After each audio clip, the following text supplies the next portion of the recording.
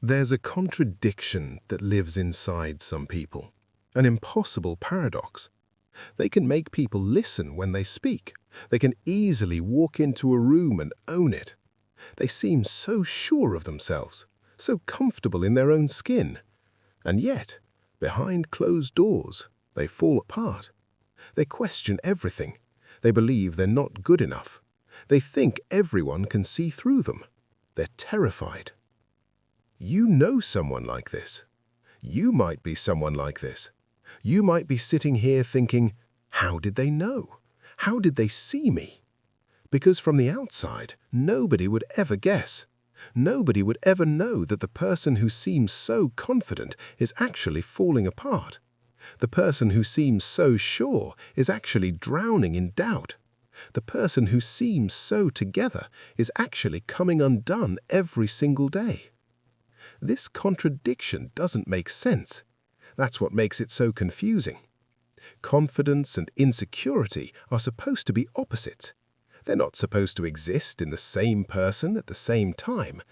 And yet they do, all the time, in people you probably know, in people you probably love, in people who might be looking in the mirror right now and wondering why they can't just feel what they appear to be. Here's what's really happening beneath the surface. These people have learned to perform confidence. They've become expert actors. They've studied how confident people move, how they speak, what they say, and they've learned to replicate it perfectly. So perfectly that nobody suspects it's a performance. So perfectly that they sometimes forget it's a performance. But underneath is a person absolutely convinced they're a fraud, absolutely certain that someone is going to figure it out, that one day someone's going to see through the mask and realize they're not actually confident at all, that they're actually terrified. The psychology behind this pattern is fascinatingly twisted. It usually starts early, with praise, with attention, with being told they're special, they're smart, they're talented, they're better than other kids. And as a child, this feels amazing. This feels like love. This feels like worth. But there's a problem with this kind of love. It's conditional. It's based on performance. It's based on being exceptional, being the best, being better than everyone else. So the child learns that their worth is tied to achievement, that they're only valuable if they're succeeding, only lovable if they're winning, only acceptable if they're the smartest in the room. And they internalize this.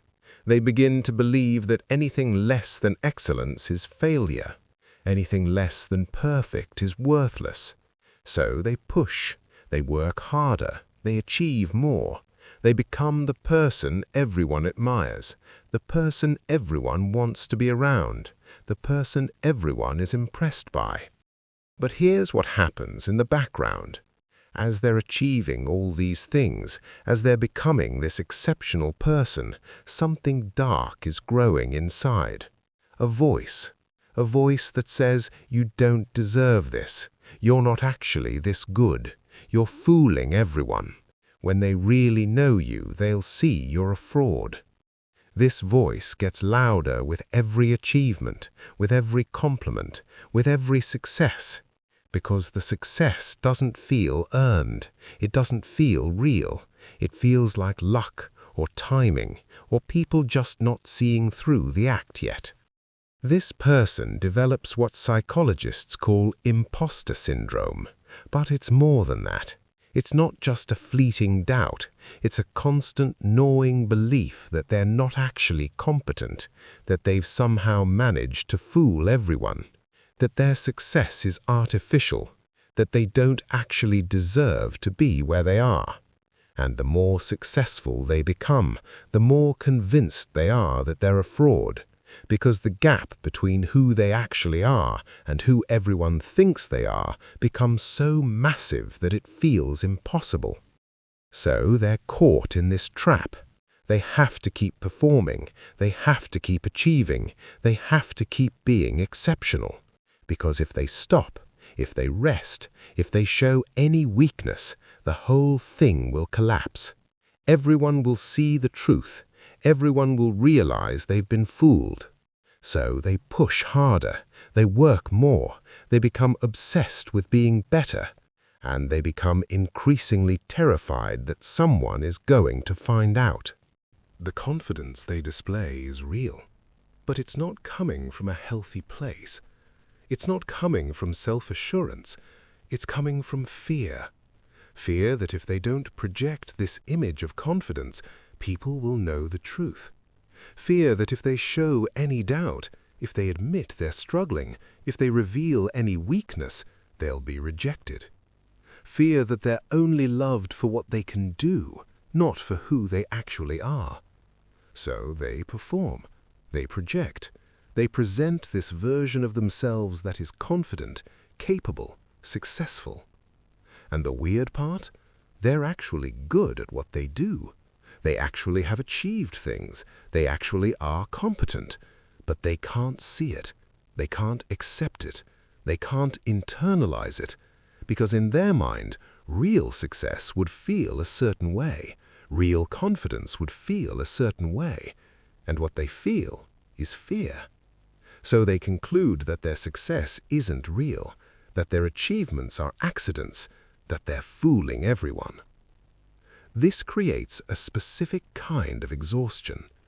The exhaustion of constant performance, of never being able to relax, of never being able to just be yourself, because your actual self, your real self, is so deeply convinced of its own inadequacy that you can't let it out.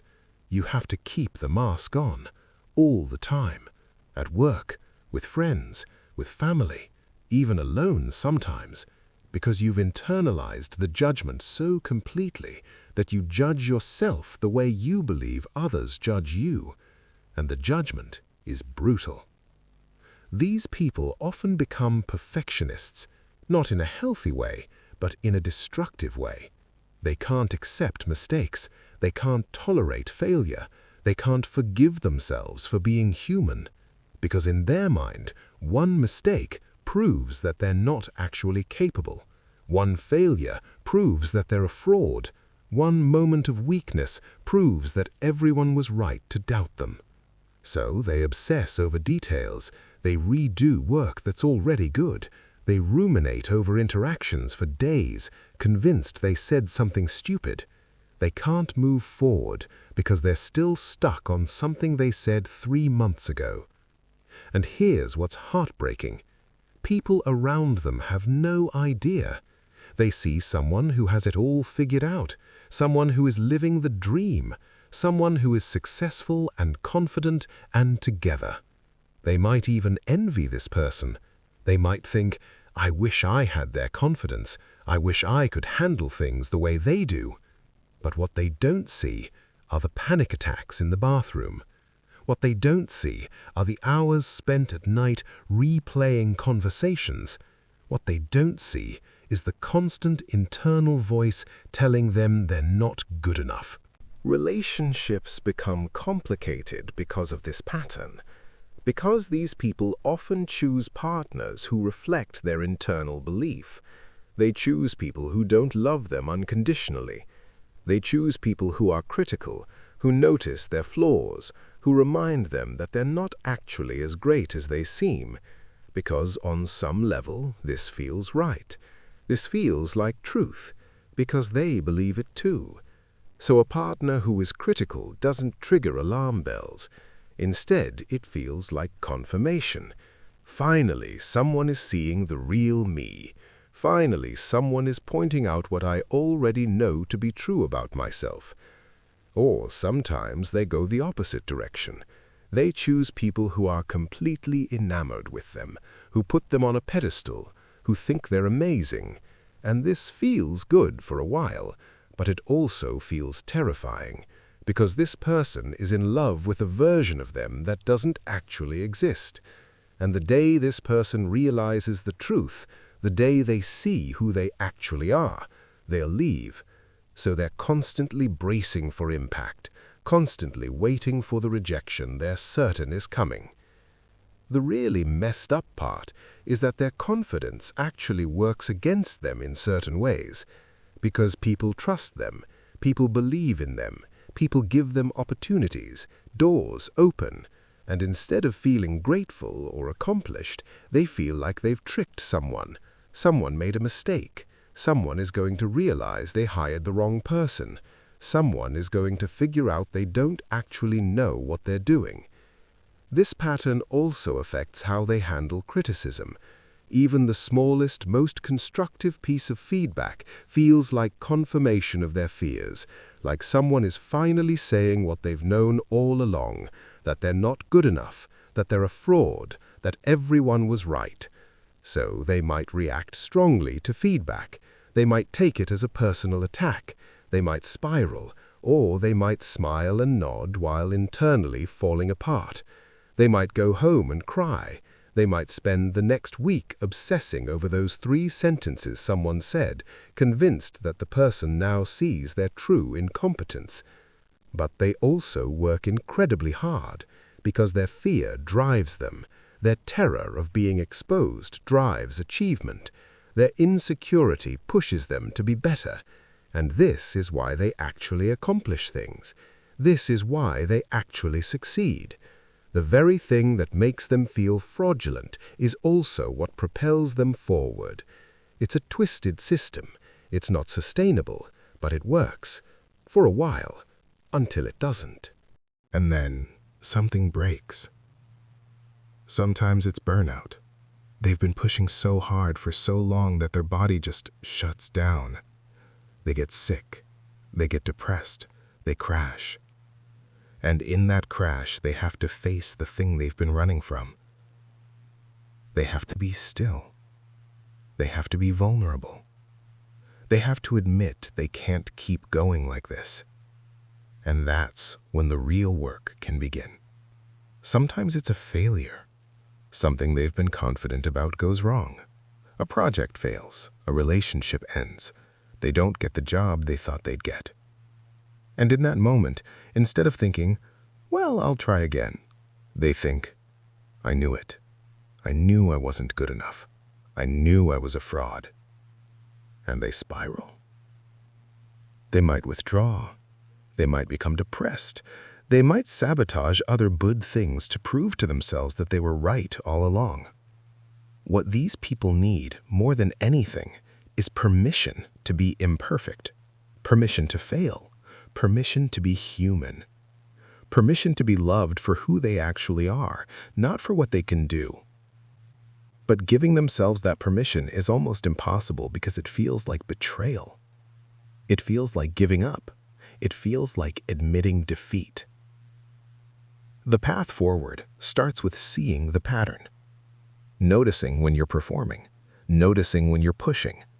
Noticing when you're attributing your success to luck instead of to your actual abilities. Noticing the gap between how you present yourself and how you actually feel.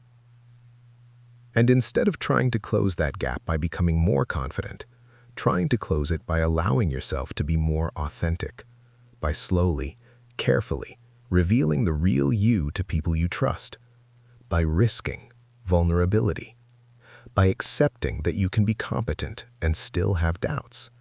You can be successful and still be struggling. You can be impressive and still be human. This requires radical self-compassion, the kind of compassion you'd give to someone else. If your best friend told you they felt like a fraud, you wouldn't agree with them. You'd tell them how capable they are. You'd remind them of their achievements. You'd point out their strengths. But with yourself, you agree with the negative voice. You reinforce the belief that you're not good enough. You punish yourself for not being perfect. Learning to speak to yourself the way you'd speak to someone you love is revolutionary. It's terrifying, but it's the only way out of this trap. Because the confidence that comes from external achievement will never be enough. There will always be another goal, another achievement, another thing to prove. But the confidence that comes from accepting yourself, flaws and all, is bulletproof. That confidence doesn't depend on winning. It doesn't depend on being the best. It just depends on knowing your own worth. If this resonates, if you're seeing yourself in this contradiction, if you're someone who looks confident but feels terrified, you're not alone. So many people live this paradox. So many people are performing while drowning. So many people have built their entire identity on achievement while believing they're actually fraudulent. But seeing it is the first step. Once you see the pattern, once you understand where it came from, you can begin to change it. You can begin to separate your worth from your achievement. You can begin to believe that you're actually good enough, not because of what you do, but because of who you are. Understanding these patterns, these invisible contradictions that run our lives, that's what we're here to explore at The Forgotten Self. We're looking at the parts of ourselves that don't make sense, the paradoxes we're living, the things we've been taught that are destroying us. If this video helped you understand yourself better, if it helped you see something you've been unable to name until now, subscribe, because we're building something here. We're creating a space where the masks can come off, where the contradiction can be acknowledged, where you can begin to be your actual self instead of your performed self. Until next time, try something radical. Try being honest about your doubts. Try admitting you're struggling. Try letting someone see the real you, and notice what happens. Because the acceptance you're so afraid of losing, it might actually be the thing that finally saves you.